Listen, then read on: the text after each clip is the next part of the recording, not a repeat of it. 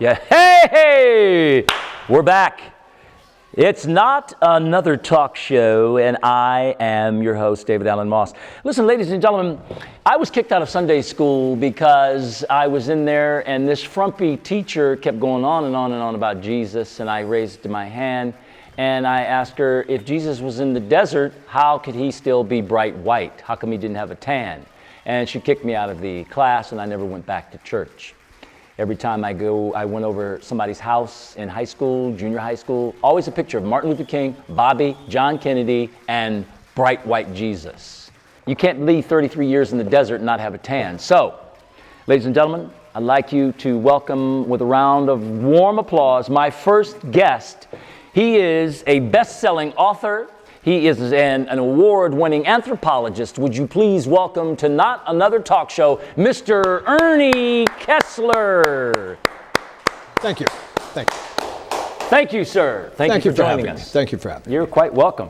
So, Ernie, I want to know, Ernie, it's Ernie, right? Is it Ernie? No, it's Ergus. Ergus? Yes. Okay, you were just going to let me call you Ernie? Well, it's common. It's okay. Well, let's just get to the gist. All right. I understand that in your book, you explain why Jesus doesn't have a tan. Well, it's quite simple, really. I mean, if you're going to look at it from different points of view, I choose to look at it from a scientific point of view or a theological point of view. To look at it scientifically, in outer space today, we have astronauts traveling around the cosmos with the danger of the reflection of the sun. So they have gold on their helmets to reflect the sun. Now, for Jesus, the same was so about his halo, if I could reflecting the sun. So are you saying that Jesus wore a space helmet? No. His halo acted as a reflector to keep the sun off of him. His halo Absolutely.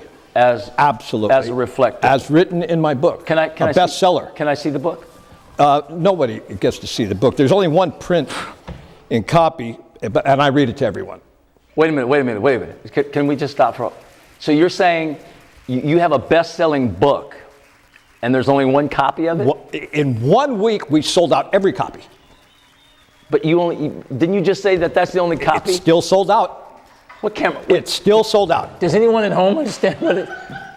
Okay, so you're telling me that's purely from the scientific point of view. Now, if we for the sake of time, okay. How about physics? How about physics? Okay, now when you consider God as a fulcrum in outer space between the earth, a fulcrum. Listen, I don't even know what that word means, but it's not my language anyway. I was brought here on a slave ship. For the lever and the lifting. No. Let's get back to how Jesus didn't have a tan, sir. I'm explaining it. Okay, can you explain the physics of one book? When you put the omnipotent one between the earth and the sun, and he goes like, say, this. You're talking Egyptian dancing now. No, he's shading his sun. And people say, well, why wasn't the whole country? Because he was doing like this. Individual. I asked you to come on the show and explain why Jesus had a tan. You're doing finger puppets. I don't. Okay, okay.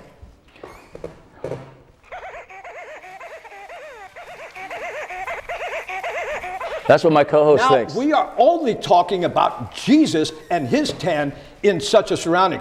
We are not speaking of the Holy Trinity, the three people in one God. Like, we don't know yet. We haven't seen his Father. What color is he? And then the Holy Ghost, which referred to by Jack Kerouac in the Beat era as Daddio, Laddio, Spooks. Now, was that racist, or was he making a point? Time out. I believe you just slipped the word spook into the conversation. In the context and of we're the Holy Ghost. We are nowhere near Halloween, sir. I beg to differ. Well, I can't think of another. Can I see the book? No. All right. I'm just a little. See the book? Okay, yeah. Could I just take a look at the book? You're telling me that this is a best-selling book, and you only have the only copy. Right, but we asked $25 for it, and I got it. Ladies and gentlemen, this is the book that explains why Jesus could be in the desert for 33 years and not have a tan. Why didn't he even have some sunburn cream on his nose? The halo. The halo. So you're saying that is the same as the space helmets to protect? Okay, so you're saying that there you go with the hand puppets again. Yeah, well, God is shading his son. And so you explain that in the book. Every bit of it. And how's that in proven? detail. How is that proven scientifically, sir? Well, it's proven scientifically would be that the black man has lived in the Arctic region for at least a century or so. And has he got any whiter? You're saying there's black men in the Arctic region? I'm saying with the lack of the sun and the frigid cold, it's not changing the pigmentation, not even one little bit. Again, for those of you at home, does anybody, if you, our number here is 555-5555, area code 510. If you understand any of this, please feel free to call because I'm still a little confused about it. So where can people pick up your book at, sir? Well, they can Twitter me. They can Twitter you? Yes. Or You know, I I'm think also that's on something- Facebook. That's very personal. But Did you say Twitter? Twitter, diddle, twiddle, you know. The book is important. It's why I called it the book. I think it speaks for itself. I think you're doing a really good job of speaking for the book, sir. You should see the sections that I have in here on Christ the Anarchist. Christ the Anarchist. Yeah, I don't want to go into that here now, but Okay. I'm just still a little confused. So you're saying that Jesus' halo acted as like a refractor. space helmet, a refractor? I mean, it's science. It's science. It's science. Yes. It got the sun off of him. Well, the astronauts with their, they didn't just come up with that. They said, if we could have something like Jesus' halo, it's why it's round. Okay, so the halo is here. The halo is here, and it was deflecting the sun. Catching the rays of the sun, deflecting it off, away from. So why weren't the other apostles tanned too? They didn't have halos.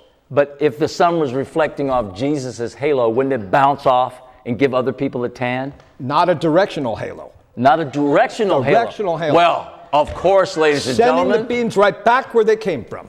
Of course. Of course. I think it's time for my coach to weigh in.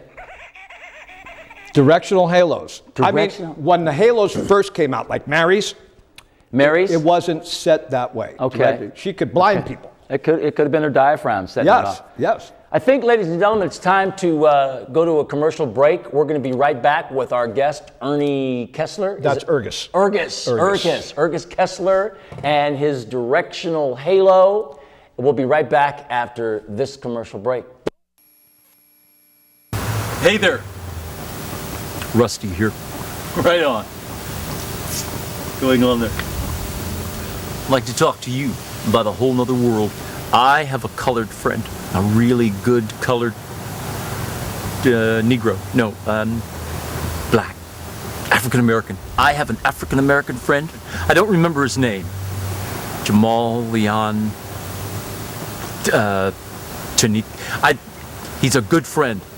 And he introduced me to malt liquor. That's right. It's a whole nother world, people. One sip from my 40, and I no longer think about myself. All my life I've been called arrogant and self-centered, selfish. That all I do is talk about myself and my portfolio.